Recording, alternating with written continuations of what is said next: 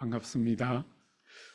여러분, 우리가 잘 아는 다니엘서인데 실제로 다니엘이 나라를 잃고 포로로 잡혀갔을 때 여러분이 성경을 자세히 보시면 한 번에 다 잡혀간 것이 아니고 세 번에 걸쳐서 잡혀갔어요. 제일 먼저 605년, BC 605년에 제일 먼저 느부갓네살의 침공을 받아서 1차로 포로로 잡혀가게 되는데, 그때 다니엘과 세 친구가 그 1차로 잡혀간 포로 중에 포함돼서 갔어요. 대부분의 학자들의 생각은 다니엘과 세 친구가 포로로 잡혀갔을 때 10대 중반의 나이였을 것이다. 15살 내외의 나이로 포로로 잡혀갔다. 그게 1차 포로로 잡혀갔던 시기예요. 두 번째로 2차로 포로로 또 잡혀가게 되는데 BC 597년에 다시 침공을 받아서 더 많은 숫자의 사람들이 포로로 잡혀가는데, 그때 여러분이 잘 아는 에스겔 선지자가 그 포로 중에 한 사람으로 잡혀가게 돼요. 여러분, 에스겔이 포로로 잡혀갔을 때 다니엘을 보고 굉장히 은혜를 많이 받았던 것을 우리가 추론해 볼 수 있어요. 왜냐하면 에스겔서 14장에 보면 이 에스겔이 구약에 살았던 믿음의 인물 세 사람을 이름을 거명하는데, 노아와 다니엘과 욥 세 사람을 거명하면서 구약의 가장 대표적인 믿음의 인물 셋 중에 하나로 다니엘을 거명하는 것 보면 포로로 잡혀갔을 때 다니엘이 얼마나 신실하게 살았던가 하는 것을 추론해보게 하는 대목이죠. 그죠? 그 에스겔 선지자가 두 번째 포로 가운데 잡혀가게 돼요. 마지막 세 번째 포로가 586년 BC에 나라가 완전히 망하게 됩니다. 사랑하는 여러분, 다니엘과 세 친구가 포로로 잡혀갔을 때 그들이 뭘 기대했을까? 하나님의 임재가 있는 성전이 예루살렘에 여전히 남아있고, 그 하나님의 임재와 통치의 상징인 성전이 있는 예루살렘으로부터 하나님의 기적 같은 개입을 통해서 구원의 소식이 들려오기를 어쩌면 다니엘과 세 친구들은 기대했을 텐데, 놀랍게 586년 BC에 나라가 완전히 망했어요. 사랑하는 여러분, 그 고난의 시대, 그 고통의 시대를 살아가는 하나님의 사람들에게 하나님은 무슨 말씀을 하셨을까? 이 다니엘서를 봐야 되겠다 생각했던 중요한 이유가, 코로나를 통과하면서 코로나가 약간 이제 끝나가는 즈음에 하나님은 조국 땅, 조국 교회에 무슨 말을 하고 싶으셨을까? 여러분, 이 조국 사회는 6.25 전쟁을 치는 그 와중에도 예배를 멈춘 적이 없어요. 그런데 코로나가 딱 오니까 예배 자체가 모일 수가 없는 거잖아요. 그죠? 우리 남서울교회는 사부 예배를 드려요. 사부 예배를 드리는 교회인데 장로님 소수와 사역자들 소수가 모여서 그 예배당에 4번에 걸쳐서 예배를 한 번만 드리고 나머지를 줌으로 쏜 게 아니고 예배를 4번 다 드렸습니다. 정말 덩그러니 몇 사람 딱 앉아있고 사부 예배를 드리는데, 예배당 앞에 이렇게 나와서 예배를 준비하는 제 영혼에 그렇게 눈물이 많이 났어요. 무슨 말씀을 하고 싶으셨을까? 예배를 멈춘 적이 없는 조국 교회에 예배를 드리지 못하는 그 아픈 과정을 지나가면서 그냥 코로나가 끝나고 자유롭게 모이면 이제 또 아무 일도 없었던 것처럼 잊어버리는 일을 대부분이 할 텐데, 하나님이 우리에게 하고 싶었던 말씀이 뭘까? 그거 한번 같이 고민하려고 이 다니엘서 쭉 다루었고, 개인적으로 다른 사람들은 잘 모르겠는데 저는 개인적으로 2장과 7장을 다룰 때 주님이 이 말씀하고 싶은 것은 아니었을까 약간 개인적으로 들었던 것 같아요. 사랑하는 여러분, 고난의 시대를 통과하고 있는 하나님의 사람들, 나라가 다 망해서 소망이 다 끊어졌다 이렇게 느꼈던 그 언약 백성들에게 하나님은 무슨 말씀을 하셨는가? 어떤 면에서 우리가 코로나를 지나면서 나라가 망하고 교회가 망한 것은 아니지만 우리에게 그 고난의 시대를 통과했던 하나님의 사람들에게 무슨 말씀을 하셨는가? 우리가 같이 들으면서 우리가 우리의 삶을 다시는 그런 아픔이 우리의 삶에 오지 않도록 우리의 삶을 잘 좀 돌아보고 우리 중심이 하나님의 그 음성에 딱 귀 기울여 듣는 그런 일들이 있어야 하겠다 그런 생각을 해보게 돼요. 여러분이 2장은 전체 구조가 어떻게 되어 있냐면 느부갓네살이 꿈을 꾸게 돼요. 여러분, 느부갓네살은 오늘 우리나라로 비유하면 세종대왕 같은 인물이에요.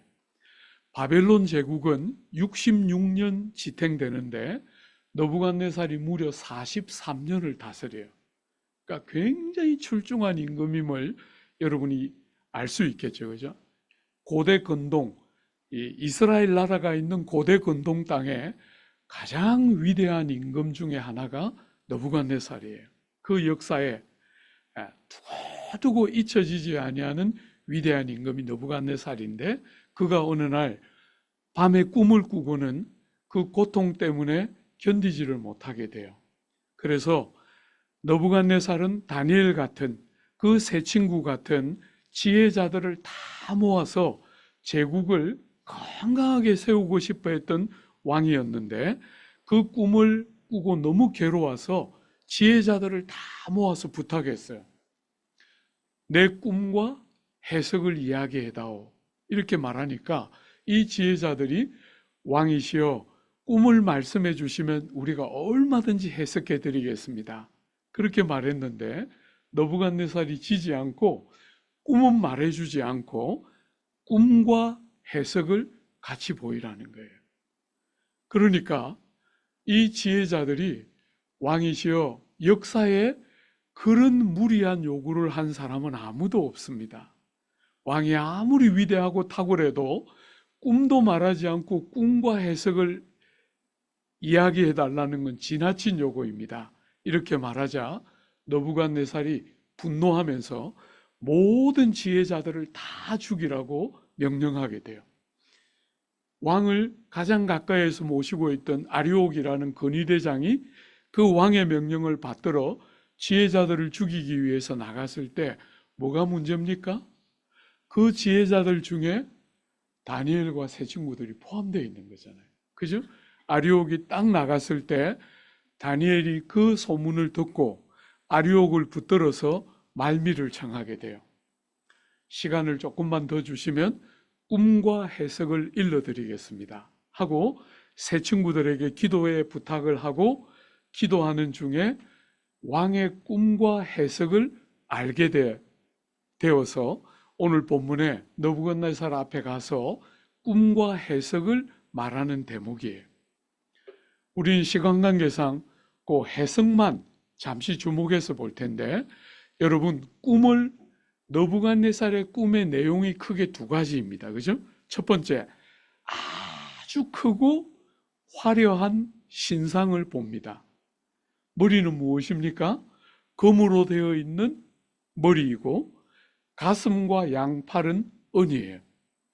배와 넓적다리는 노시고 발은 이 종아리는 쇠고 발의 일부는 쇠요 발의 일부는 흙으로 구성되어 있는 거대한 신상을 보게 됩니다. 그죠? 또 하나는 무엇입니까? 그렇게 거대한 신상이 꿈에 등장할 뿐 아니라 손대지 않은 돌이 떴어요. 여러분, 손대지 않은 돌이라는 게 무슨 말이냐면 대리석 같은 것은 잘 다듬어 손댄 돌이잖아요.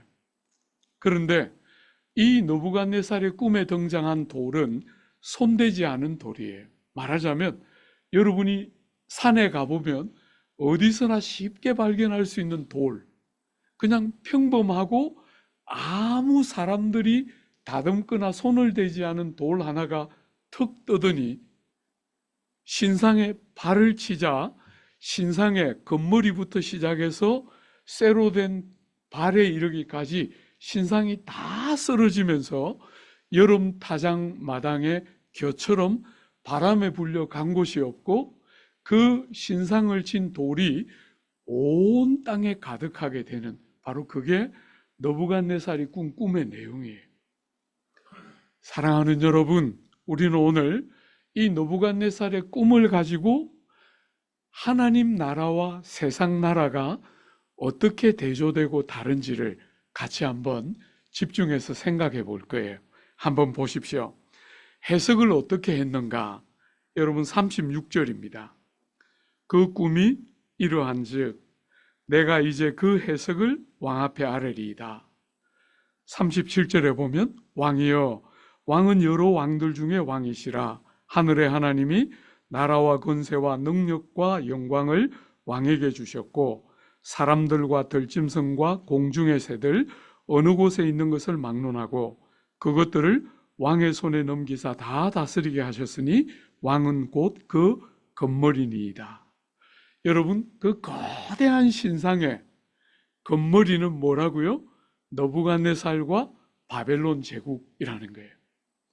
아까도 말했지만 바벨론 제국은 66년 지탱된 나라인데 느부갓네살이 무려 43년을 다스렸으니까 겉머리는 느부갓네살이고 느부갓네살로 상징되는 바벨론 제국, 그게 첫 번째 겉머리예요.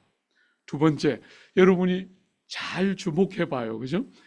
오후에 우리가 다니엘서 7장 볼 때 거의 비슷한 내용이 반복되기 때문에 요 네 개 잘 좀 기억해 놓으면 좋을 것 같아요.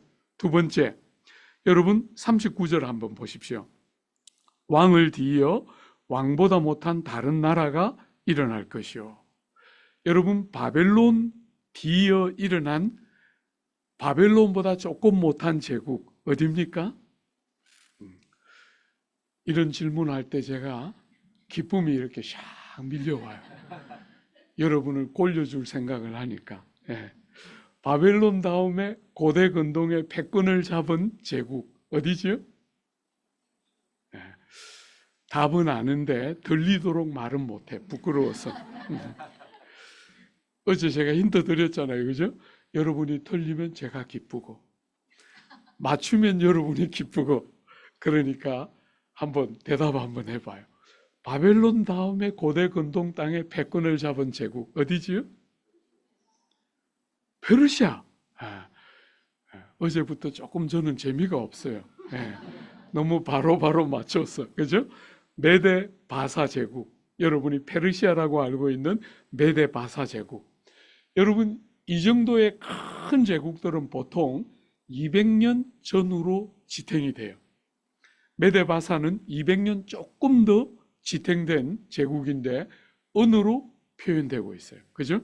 그 다음에 한번 보세요. 셋째로 또 녹 같은 나라가 일어나서 온 세계를 다스릴 것이고, 여러분이 이 배와 넓적다리에 해당되는 노스로 상징되는 제국 어디입니까? 헬라 제국입니다. 그죠? 알렉산더의 헬라 제국이에요. 네 번째, 여러분 40절 한번 보십시오. 넷째 나라는 강하기가 쇠 같으리니 쇠는 모든 물건을 부셔뜨리고 이기는 것이라. 쇠가 모든 것을 부수는 것 같이 그 나라가 문나라를 부수뜨리고 지을 것이라. 여러분, 넷째 나라, 쇠로 비유되는, 여러분이 아시는 것처럼 아주 최근까지 인류가 발견한 금속 중에 제일 강한 금속이 쇠잖아요. 그죠? 최근에는 이 소재가 굉장히 많이 발전되면서 쇠를 능가하는 금속들도 이제 나오기 시작하지만 아주 최근까지 쇠를 능가하는 금속은 없었어요. 이렇게 강력한 제국 어디입니까? 로마입니다. 그죠? 로마는 무려 500년 지속돼요. 여러분, 이 거대한 제국이 200년 이상 지탱되는 것은 거의 불가능한데, 역사에 보면 로마는 무려 500년이 지속되고 심지어 동로마 제국까지 합치면 1600년 지속돼요. 그러니까 로마는 굉장히 특별한 제국이에요. 역사 안에. 이렇게 역사가 도도하게 흐르는 바벨론에서 메데바사로, 헬라로, 로마로, 이 역사가 도도하게 흐르고 있는 역사의 한 무대를 뚫고 하늘의 하나님이 한 중요한 일을 행하시는 것, 이것이 손대지 않은 돌로 상징되는 이야기죠. 그죠? 우리가 본 이 거대한 제국은 역사의 흐름을 보여주는, 역사의 흐름이라고 말할 수 있다면 이 한 돌은 어떻게 비유되고 있는가 한번 보십시오. 44절입니다. 우리 같이 한번 읽어볼까요? 44절. 이 여러 왕들의 시대에 하늘의 하나님이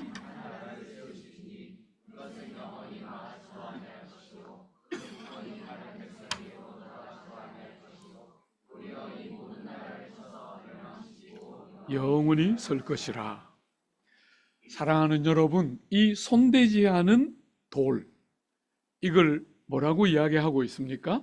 이 역사가 도도히 흘러가는 그 무대 위에, 역사의 무대 위에 하늘의 하나님이 당신의 나라를 세우시는 사건, 그것을 이 손대지 않은 돌로 비유하고 있는 거예요. 그래서 우리가 하나님 나라와 세상 나라를 한번 비교해 보려고 해요. 사랑하는 여러분, 역사가 도도히 흘러가고 있는 이 역사의 흐름 속에 여러 제국들이 흥망성쇠를 반복하고 있는데, 그 역사의 흐름 가운데 하늘의 하나님이 한 나라를 세우세요. 왜 세우십니까? 제국들이 등장할 때마다 제국들이 새로운 시대가 왔다 이렇게 말하지만, 제국이 어떤 제국이든지 관계없이 사랑하는 여러분, 세상 나라는 인생들의 가슴에 있는 엉어리와 눈에 흐르는 눈물을 만져주지를 못해요. 세상 나라들은 늘 출발할 때마다 새로운 나라가, 새로운 시대가 시작되었다고 말하지만 사실은 거의 비슷한 일을 반복해요.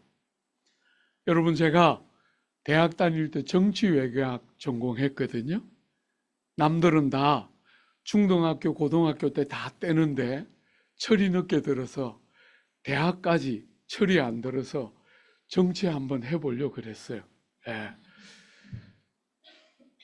가정도 너무 가난하고 제 능력도 너무 제한이 되니까 일주일에 2번씩 늘 청와대 앞을 거의 졸업할 때까지 안 빠지고 지나다니면서 기도했어요.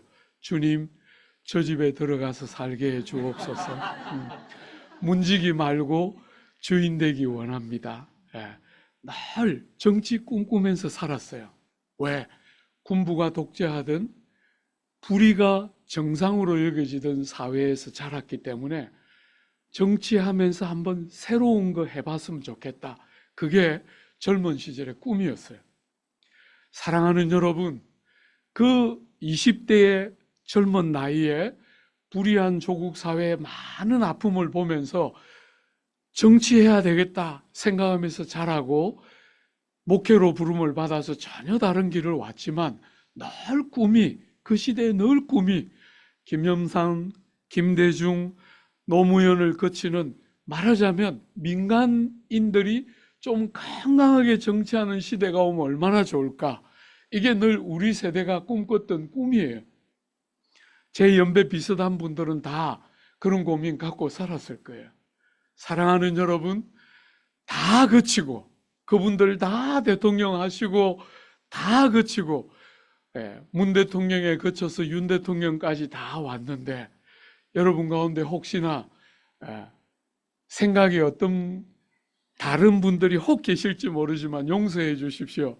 세월이 이만큼 흐르고 나니까 저는 개인적으로 결국은 그놈이구나. 그분들 다 민간 정부 다 들어서고 새로운 정부가 세워지면서 새로운 일을 한다 그러고 다 말하는데 지나놓고 나면 결국 다 비슷해요. 사랑하는 여러분, 세상의 제국들이 세워져서 바벨론, 여러분 바벨론은 인류의 역사에서 가장 탁월한 문명과 문화를 꽃피웠던 제국이에요. 역사의 기록에 보면 바벨론에 세계 7대 불가사의 중에 하나인 공중정원이 있었다는 거예요. 정원은 보통 땅에 있는 거잖아요. 그죠? 그런데 도대체 정원을 어떻게 만들었기에 공중정원이라고 불리는 아주 탁월한 정원으로 그 바벨론의 문화와 문명을 상징하는 대표적인 것이 바벨론에 있었던 공중정원이에요. 그렇게 문화를 활짝 꽃피우고 문명을 꽃피웠던 제국이 바벨론과 메데바사라 할 수 있어요. 여러분, 그 뒤를 잇는 헬라 제국은 여러분이 잘 아는 것처럼 학문과 철학과 지식으로 온 세계에 맹위를 떨쳤던 제국이 헬라 제국이에요. 지금도 철학을 공부하면 그 시대에 소크라테스와 아리스토텔레스와 플라톤을 말하지 않으면 안 될 만큼 헬라의 철학은 지금도 여전히 맹위를 떨치고 있는 것이 보편적인데, 그 탁월한 지식과 철학과 학문을 가지고도 인생들의 눈에 묻어있는 눈물들을 훔쳐내지를 못하는 거예요. 사랑하는 여러분, 로마는 500년 지속합니다. 그 말이 무슨 말입니까? 얼마나 탁월한 정치력을 가졌는가를 볼 수 있는 거예요. 그 광대한 영토를 그 무수한 민족과 다른 나라 사람들을 어떻게 잘 묶어내면서 정치를 잘하고 행정을 탁월하게 했는지 제국이 500년이 넘게 지속이 돼요. 그런데도 인생들의 가슴에 있는 엉어리를 해소시켜 주지 못하는 거예요. 사랑하는 여러분, 저는 참 배움이 그렇게 많지 않은 사람인데 참 하나님께 죄송하고도 감사하게 영국에 유학을 가서 공부를 딱 하니까 알겠더라고요. 아, 나는 공부를 할 인물이 아니구나. 공부를 해보니까 알겠더라고요. 다 빠졌잖아요. 가기 전까지 이거 상당했어요. 그런데 안 되는 머리로 공부를 하니까 이놈들이 붙어서 고난당하느니 떨어지자 이러면서 다 빠졌어요. 대번에 제가 알겠더라고요. 공부를 해보니까 아, 나는 공부를 할 인물이 아니구나. 그래서 석사만 딱 하고 1년 공부 딱 하고 마무리했어요. 그런데 제가 참 하나님의 은혜로 이렇게 배움이 부족한 사람이 옥스포드에 있는 한인교회 담임 목사로 가게 됐어요. 여러분, 옥스포드에 딱 갔더니 제가 별로 말하고 싶지 않은 한 대학 출신이 60%예요. 그 공부 잘하고 총명한 분들을 모시고 목회를 했는데, 사랑하는 여러분, 고생 많이 했어요. 훌륭하고 출중한 분들을 모시고 그렇게 하면 고생하는 거죠. 그죠? 그런데 여러분, 제가 이렇게 목회 40년 지금 벌써 왔거든요. 40년 왔는데 그 36살, 제가 그때 그 담임 목사가 된 나이가 36살이었는데 제가 지난 40년 동안 제일 많이 울었어요. 그 교회를 목회할 때. 여러분, 그 교회 구성원들은 대다수가 조국 사회 안에서 그분들이 가지고 있는 거 하나만 가지고 있으면 다 성공한 분들이에요. 학벌, 사회적인 신분과 지위, 개인의 능력과 출중함, 이런 것들을 정말 많은 분들이 잘 갖추고 있는 분들이 교우들이었는데, 제가 신방을 가보니까 너무너무 마음이 아프더라고요. 정말 많이 울었어요. 여러분들 이해할 수 있습니까? 그분들이 가지고 있는 거 하나만 가지고 있으면 조국 대한민국에서는 성공한 사람들인데, 신방을 가서 그분들의 삶에 대한 이야기를 들어보니까 마치 소금물을 마신 사람들처럼 채워지지 않는 목마름으로, 제가 볼 때 그분들이 가지고 있는 조건 하나 두 개만 갖고 있으면 다 성공한 사람들인데, 채워지지 않는 목마름을 가지고 돌아서면 고통하고 아파하는 그들 보면서 많이 울었어요. 여러분은 이해할 수 있습니까? 새파란 30대의 젊은 나이에 목회도 잘 제대로 할 줄도 모르는 저에게 주님은 제 평생 잊을 수 없는 교훈을 저에게 주셨어요. 이런 걸 다 가지고도 돈, 사회적인 지위와 신분, 소위 말하는 성공, 이런 것들을 다 가지고도 채워지지 않는 가슴으로 좌절하고 고통하는 사람들을 첫 번째 단임 목회지에서 절절하게 봤어요. 사랑하는 여러분, 온 세상은 돈만 있으면 된다. 성공을 하고 학벌을 얻고 사람들로부터 지지를 받고 지위와 신분을 가지면 인생이 달라질 것이다. 그렇게 말하고, 세상 나라들은 언제나 시나리오가 그렇게 다 쓰여져 있지만, 여러분, 우리가 역사에서 보는 것처럼, 또 여기 있는 분들도 적지 않게 이미 경험적으로 경험하고 있는 것처럼, 그런 것들이 우리의 눈에 묻어있는 눈물을 훔쳐내지 못해요. 우리의 가슴에 엉어리져 있는 상처와 좌절을 회복시켜주지 못합니다.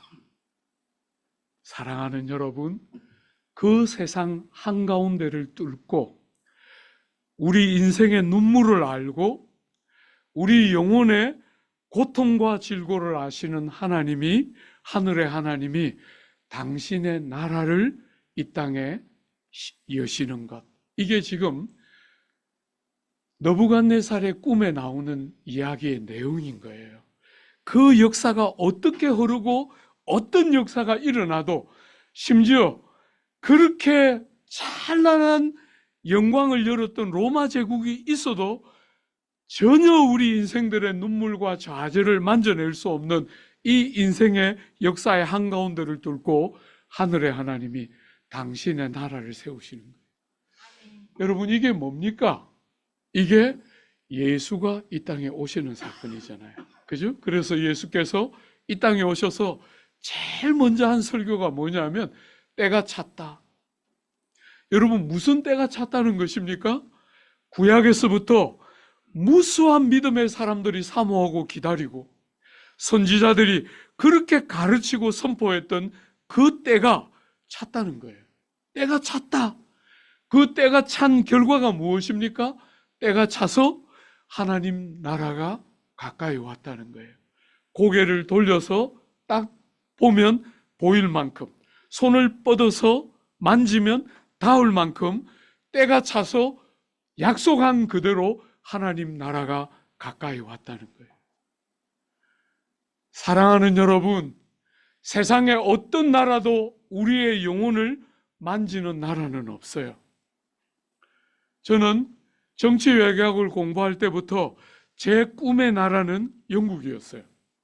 사회보장, 의회 정치, 정말 모든 면에서 영국은 정말 꿈의 나라였고, 목회를 하면서 보니까 영국의 15세기, 16세기, 17세기는 영국의 황금 시기예요.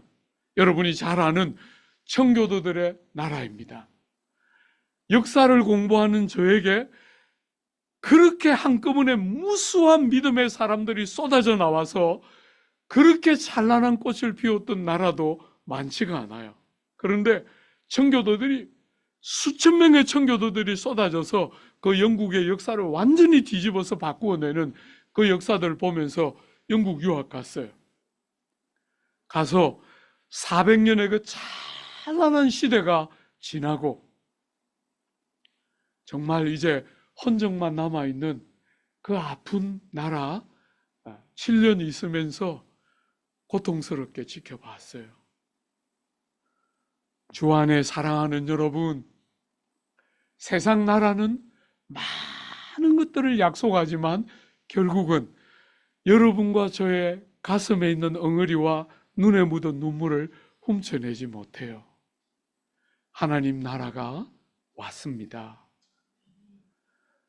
여러분과 저의 눈에, 우리의 가슴과 영혼에 그 나라에 대한 눈이 열리지 않으면, 조국 교회의 지난 30년은 어떤 면에서 예수 믿어서 세상 눈에 보기에 잘 되는 것, 내가 잘 되고 내 자식이 잘 되고 복받아서 병도 고치고 세상살이 형통하게 되는 것을 우리는 예수 믿는 복이라고 늘 생각하면서 사람들에게 가르쳤어요. 그리고 그 바람에 우리는 이렇게 엄청난 규모의 교회와 많은 성도들을 가지고도 힘 한 번 못 쓰고 주저앉고 있는 거예요. 이제 정말 다른 이야기를 해야 될 때가 된 것이요. 그죠? 나라를 다 빼앗기고 소망이 아무것도 없다고 생각하고 있던 다니엘과 세 친구들에게 주님이 무슨 이야기 하고 있는 겁니까? 눈에 보이는 나라가 망한 것이 전부가 아니다. 지금 그 이야기 하고 있는 거잖아요. 그죠? 눈에 보이지 않지만 우리의 삶 속에 들어오신 하나님 나라가 있다. 이야기를 지금 하고 있는 거죠. 한번 눈여겨보십시오. 세상 나라는 어떻게 묘사됩니까? 머리, 가슴, 배, 다리 이렇게 묘사돼요. 여러분 어디를 자르면 머리입니까? 여기를 자르면 됩니까? 여기를 자르면 됩니까? 네.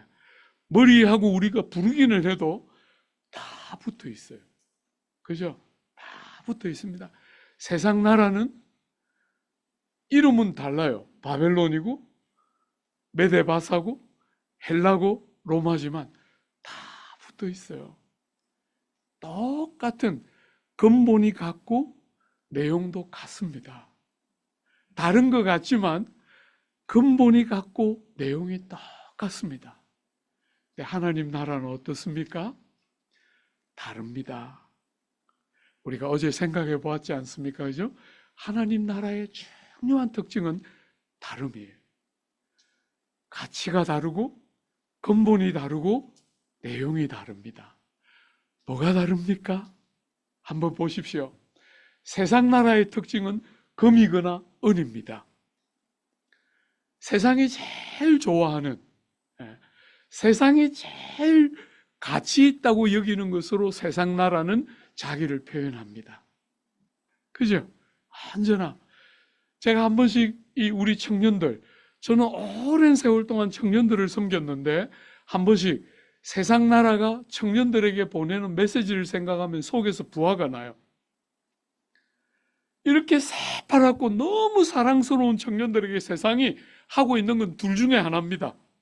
너 지금 잘못하면, 지금 해야 될 거 제대로 안 하면 너 이 금, 은, 이 가치로운 거 다 빼앗긴다. 블루오션 너희들은 다 잃고 다른 사람이 다 차지할 거야. 전부 이런 이야기로 세상은 가득해요. 아니면 뭡니까? 노시나 쇠입니다. 금이나 은이거나 아니면 노시나 쇠입니다. 여러분 노시나 쇠는 뭡니까? 그 당시에 개발된 가장 강력한 금속이에요.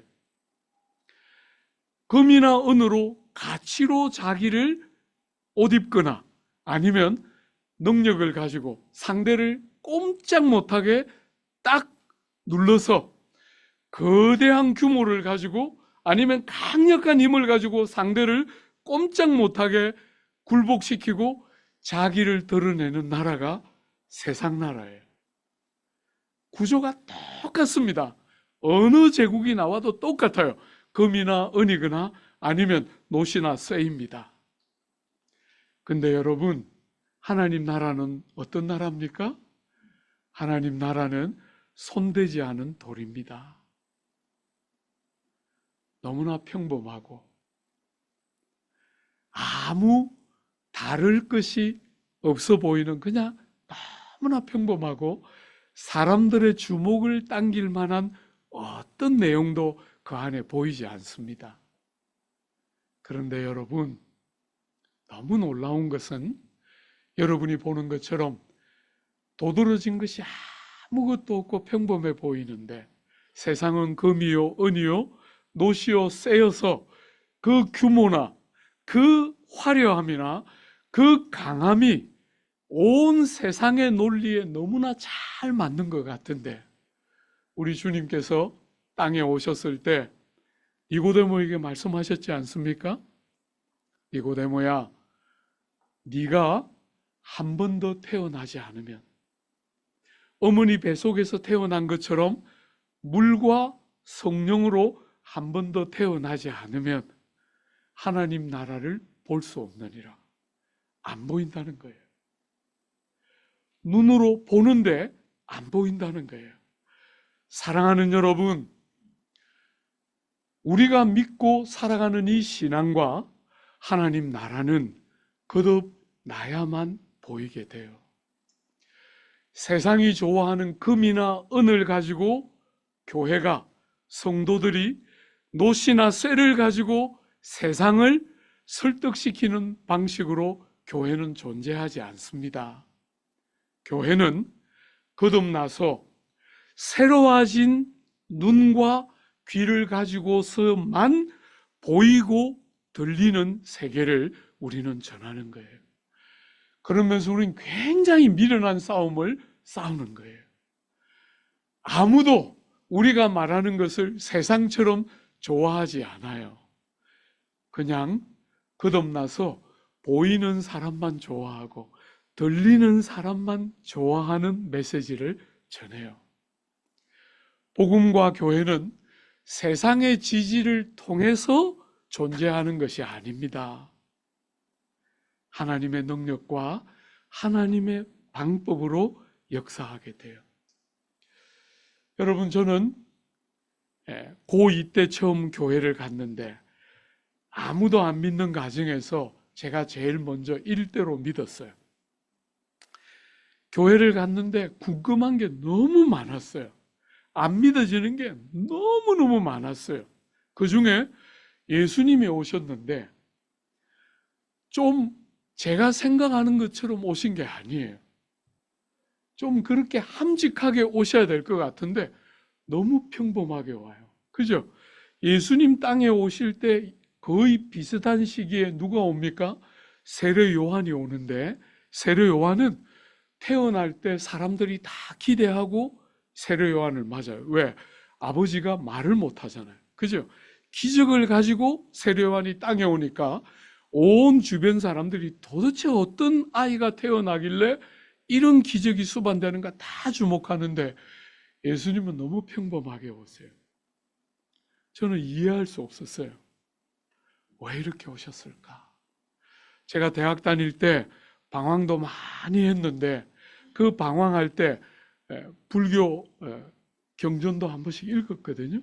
그때 부처님은 이 땅에 오셨는데 딱 오시자마자 몇 걸음 걸어가셔가지고 하늘과 땅을 바라보시면서 천상천하 유화독존 하셨더라고요.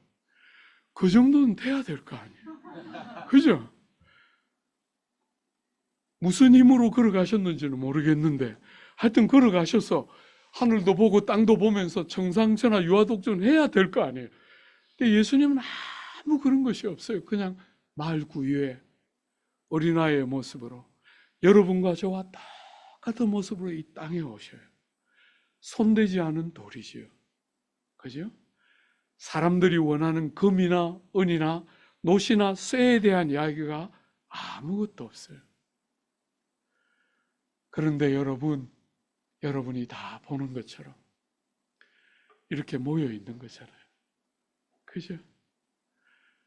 참 우리가 믿는 이 세계는 정말 미련해 보이지만 너무 놀라운 것이지. 사랑하는 여러분, 세상으로부터 우리가 제일 많이 듣는 것은 세상은 갈수록 좋아진다 하는 거예요. 그죠? 진화론 그리고 정반합의 발전의 원리가 늘 세상을 지배하고 있는 가치관이에요. 세상은 갈수록 더 진화되고 진보되고 더 나아진다. 이게 늘 세상이 하는 말인데 사랑하는 여러분, 성경의 이야기 한번 보십시오. 금으로 시작했는데 은으로 더 못해지고, 그 다음에 노스로 더 못해지고, 쇠와 흙으로 더 못해지는, 성경이 세상을 보는 눈은 달라요. 세상은 끝없이 진보한다는 이야기를 하는데 성경은 전혀 다른 그림을 보여줍니다. 여러분이 아시는 것처럼 기술과 과학의 발전은 정말 놀라워요. 과거와 비교할 수 없을 만큼 기술과 과학은 발전하고 있어요. 그리고 물질은 여러분 다 기억하지만 제 연배분들은 다 기억할 거예요. 우리는 생존이 어려웠어요. 먹는 것 자체가 힘들었어요. 저는 제가 제일 싫어하는 음식이 뭐냐면 수제비예요. 수제비.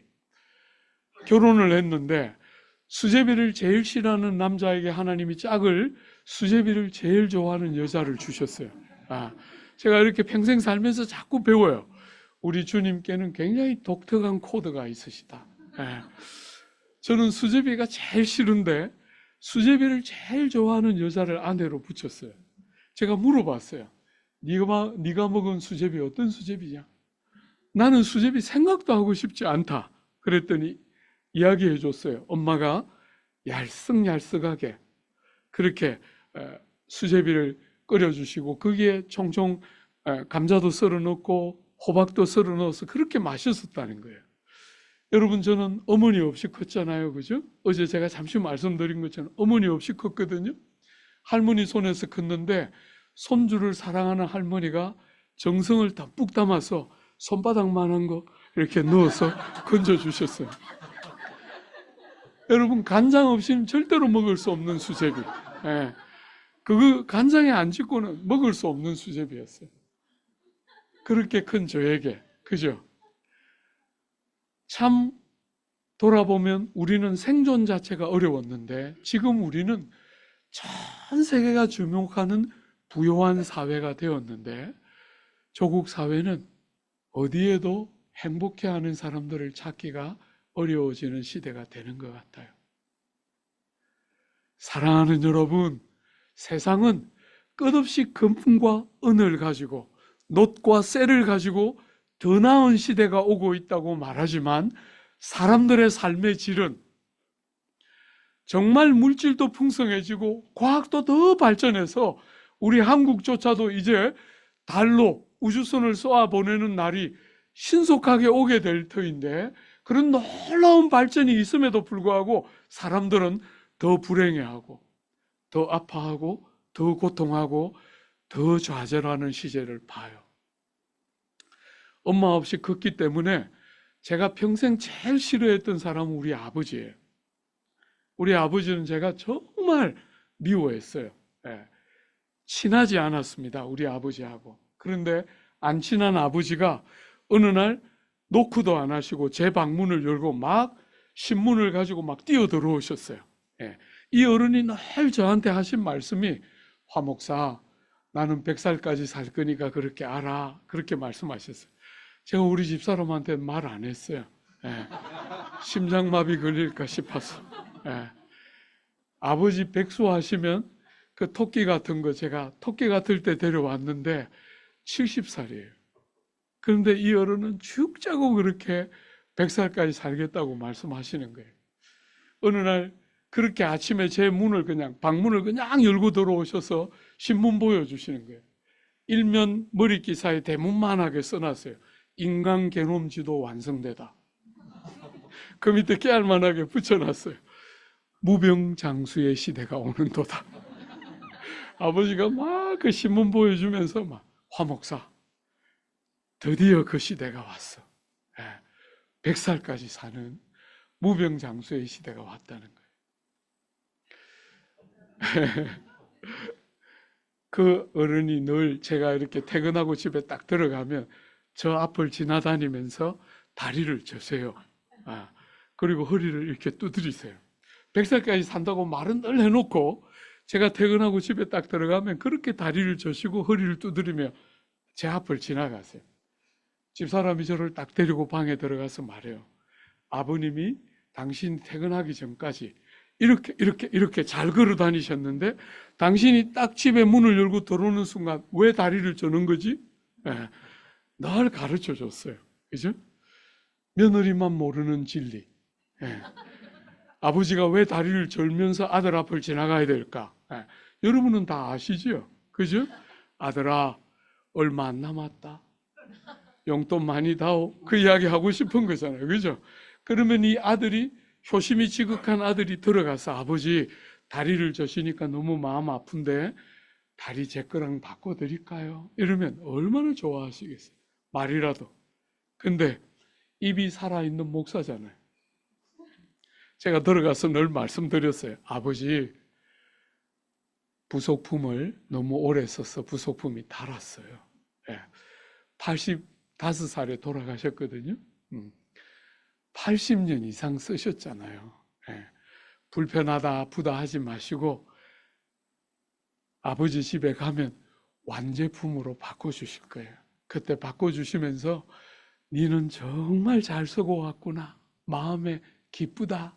다 완제품으로 바꿔줄 거니까 불편하다, 아프다 하지 말고 잘 좀 계시다 가세요. 제가 이렇게 말씀드리고 딱 나오면 뒤통수에 아버지의 아이고, 입이 살아가지고 목 살아고 그 눈총 쫙 받으면서 제가 나왔어요. 사랑하는 여러분, 세상은 100살까지 산다. 그 말만 해요. 100살까지 산다. 그런데 여러분, 100살까지 사는 게 전부입니까? 20대의 건강을 가지고 100살까지 살면 혹 복이 될는지 모르겠어요.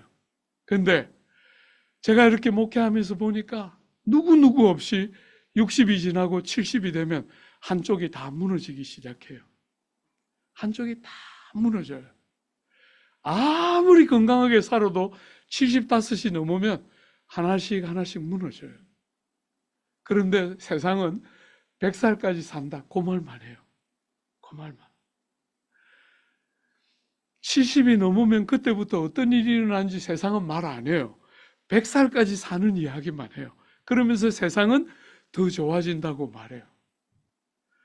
사랑하는 여러분, 그렇지 않은 거 여러분이 다 보잖아요. 아픔이 있고 눈물이 있어요. 아무리 좋은 세상 가운데서도 한계가 있어요. 여러분이 세상을 살면서 기쁨으로 가득한 삶을 사는 순간이 때때로 있지만 잠깐 후에 또 아픔과 질고가 우리의 삶에 있는 거잖아요. 그죠? 인생은 여러분이 생각하는 것처럼 다 돼도 행복하지 않고 대부분의 사람들이 경험하는 것처럼 여러분이 원하는 것처럼 되지 않아요. 그 세상 한가운데로 하나님 나라가 온 거예요. 왜 이렇게 평범하게 오셨을까? 왜 이렇게 가난하게 오셨을까? 왜 이렇게 도드라지고 특별하지 않게 오셨을까? 그게 한동안 예수 믿으면서 굉장히 고민이었는데 어느 날부터인가 보이더라고요. 아무도 나 같은 사람은 주님의 관심사가 아닐 거야. 우린 세상 살면서 매일 그런 고민하는 거잖아요. 세상은 능력과 실력과 출중함과 탁월함과 금과 은과 쇠와 노수로 전부 우리 인생이 그렇게 포장되어야만 인생이 행복하다고 말하는데 하나님 나라는 다른 이야기 하는 거잖아요. 우리의 모든 슬픔과 질고를 그분이 다 대신 지시고 우리를 위하여 완전한 값을 치르셨기 때문에 어떤 사람도 그분의 사랑과 관심에서부터 배제되지 않고 그분이 그렇게 가난하게 그분이 그렇게 약하게 오신 이유는 어떤 사람도 당신이 연 이 새 나라의 질서에 배제될 자가 아무도 없다는 것을 선명하게 보여주고 있는 거잖아요. 그죠? 우리의 모습 그대로. 세상은 여러분들에게 자격을 까다롭게 요구하는 거잖아요. 그죠? 제가 이렇게 세상을 살면 살수록 자꾸 보여요. 세상은 정말 실력이 없구나. 세상은 실력이 없으니까 조건을 까다롭게 요구하고 그 까다로운 조건을 맞춘 아주 소수만 특별한 사람인 것처럼 여기도록 만들어요. 하나님 나라는 그렇게 하지 않습니다. 사랑하는 여러분, 여러분 가운데 아무도 배제되지 않고 어떤 사람도 다른 것으로 여러분을 포장할 필요 없이 여러분 있는 모습 그대로, 여러분 생긴 그대로 어느 날인가 보이더라고요. 아버지 그렇게 미워하면서 컸는데, 방황 많이 했는데 어느 날 딱 보이더라고요. 나를 사랑하신 주님이 주신 아버지 하고 딱 보이니까 그렇게 용서할 수 없다고 생각했는데 어느 날 마음이 이렇게 확 무너지더라고요. 그분이 주신 아버지 하니까 관점이 달라지는 거죠. 실패하지 않는 그분이 내 삶에 주신 이 귀한 부모님 하고 딱 인생을 보기 시작하니까 용서할 자격도 없지만 용서라는 게 너무 쉽게 마음에서부터 아버지를 있는 그대로 딱 받아들이게 되는 새로운 세계가 열리는 거죠. 아버지가 다른 아버지 같았으면 얼마나 좋았을까? 환경이 다른 환경이었으면 얼마나 좋았을까? 수도 없이 되뇌어 살았는데 어느 날 완전하신 하나님이 주신 아버지 하고 보니까 그 아버지가 다른 눈으로 보이는 거죠. 사랑하는 여러분, 한 가지만 더 생각해 볼까요? 여러분, 이 거대한 신상이 잘 지탱되려면 뭐가 제일 중요합니까? 머리가 금이고 가슴이 은이고 배가 노시고 다리가, 이 종아리가 센데 이 거대한 신상이 잘 지탱되려면 어디가 제일 중요합니까? 발이 제일 중요하잖아요. 그죠? 근데 너무 놀랍게 그 발이 일부는 세고 일부는 흙이에요. 그 제일 중요한 발이 너무나 놀랍게 제일 취약한 거예요. 사랑하는 여러분, 세상의 나라는 많은 것들을 할 수 있다고 말은 하지만 어처구니 없는 한계를 가지고서 어느 순간에 갑자기 무너지게 돼요. 그래서 여러분들이 다 역사에서 배우는 것처럼 그 강력한 제국들이 때가 되면 무너지고 망하게 돼요. 제가 그렇게 사랑하고 좋아했던 영국도 그 400년에 해가 지지 않는 영광을 다 경험하고 무너져 내리는 거 제가 보고 왔어요. 사랑하는 여러분, 그런데 여러분이 보는 것처럼 하나님 나라는 손대지 않은 돌이어서 아무 돌을 두드러질 것도 특별한 것도 없는 것 같아 보이는데 국권이 빼앗기지 않고 그 나라가 때가 되면 이름이 달라지면서 다른 제국으로 계승되는 게 아니라 그 나라가 영원한 정말 독특한 다름이 하나님 나라 안에 있는 거예요. 저는 교회사가 전공인데 여러분 너무나 감사하게도 초대교회사를 공부하고 왔어요. 역사를 보면 처음 300년 동안 로마가 그 강력한 쇠에 비유되는 강력한 제국의 힘을 가지고 교회를 얼마나 핍박하는지 여러분 보게 되죠. 그죠? 교회를 그렇게 핍박하는데 망한 것은 교회가 망한 게 아니에요. 로마가 망합니다. 그죠? 교회는 칼 하나, 창 하나 안 가지고 있는데 순교하고 원형 경기장에 던져져서 짐승에게 물어 뜯기고 죽고 하는데 희한하게 100년이 지나면 로마 제국의 대도시들마다 교회가 없는 곳이 없게 돼요. 200년이 지나면 로마 제국의 중소도시까지 교회가 없는 도시가 없어집니다. 300년이 되면 여러분 313년에 밀라노 칙령을 로마 황제가 내리게 돼요. 말하자면 기독교를 공인해 주는 거예요. 313년이 될 때까지 그렇게 핍박하고 교회를 그렇게 공박했는데 교회가 더 이상 이제는 그 실체를 인정하지 않을 수 없을 만큼 로마 제국 전역에 교회가 없는 곳이 없게 되는 거예요. 사랑하는 여러분, 여러분이 보는 것처럼 조국 땅까지 희한하게 교회는 총 하나 칼 하나 쓰지 않는데 희한하게 망하는 것은 교회가 망하는 것이 아니라 세상 제국이 망해요. 오늘 이 다니엘서도 한번 다니엘서 1장 제일 뒷부분 한번 열어보십시오. 여러분 다니엘서 1장 제일 뒷부분 21절입니다. 같이 한번 읽어볼까요?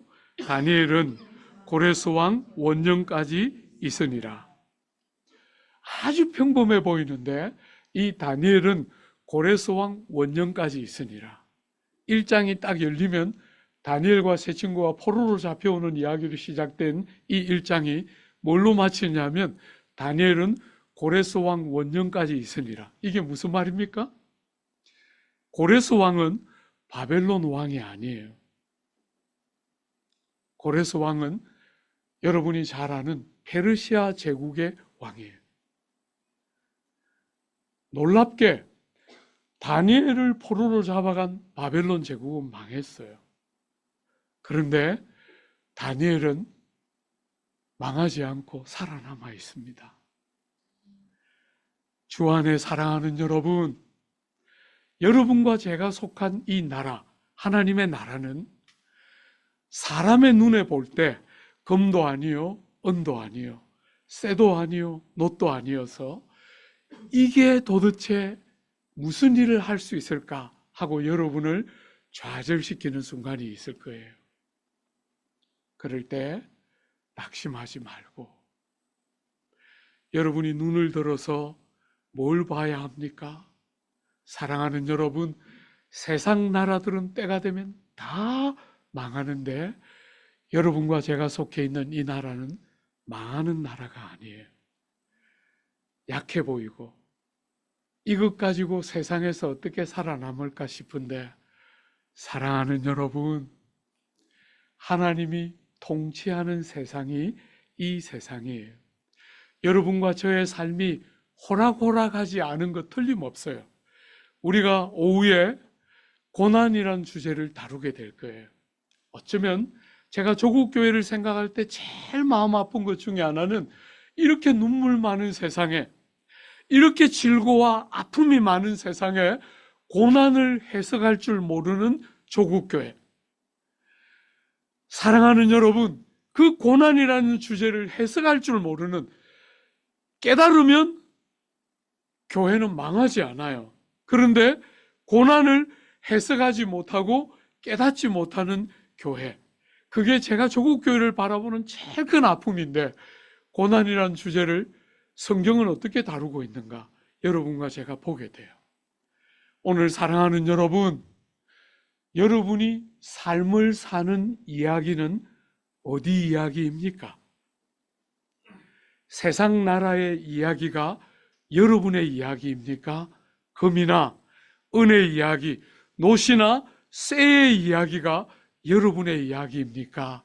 아니면 눈에 보이지 않지만 너무나 평범해 보이고 그냥 평범한 돌의 이야기에 불과해 보이는데 여러분의 삶을 지배하는 이야기는 어떤 이야기입니까? 때가 되면 바람에 날리는 겨처럼 다 사라지고 마는 이야기가 여러분이 삶을 살아가는 이야기입니까? 아니면 어떤 시절이 통과되더라도 영원토록 쇠할 것이 없는 참되고 영원한 나라에 속한 이야기가 여러분의 삶의 이야기입니까? 돌아보십시오. 사랑하는 여러분, 성경은 여러분과 저에게 이렇게 권면합니다. 만일 그리스도 안에서 우리가 바라는 것이 다만 이 세상뿐이라면 모든 사람 가운데 우리가 더욱 불쌍한 자이리라. 여러분과 제가 안 믿는 사람들처럼 이 세상에 있는 이야기밖에 할 줄 모르면 우리가 제일 불쌍하다는 거예요. 그러므로 우리가 진동치 못할 나라를 받았은즉 은혜를 받자. 이로 말미암아 경건함과 두려움으로 하나님을 기쁘시게 섬기라.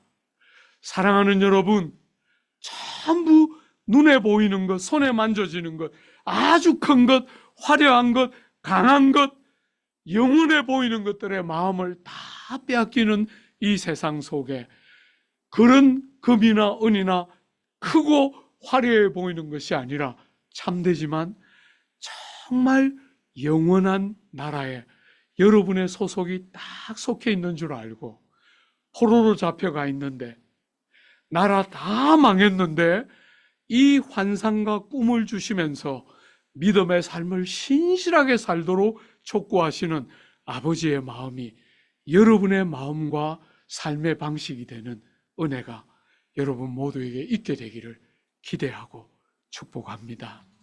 우리 같이 한번 기도할까요?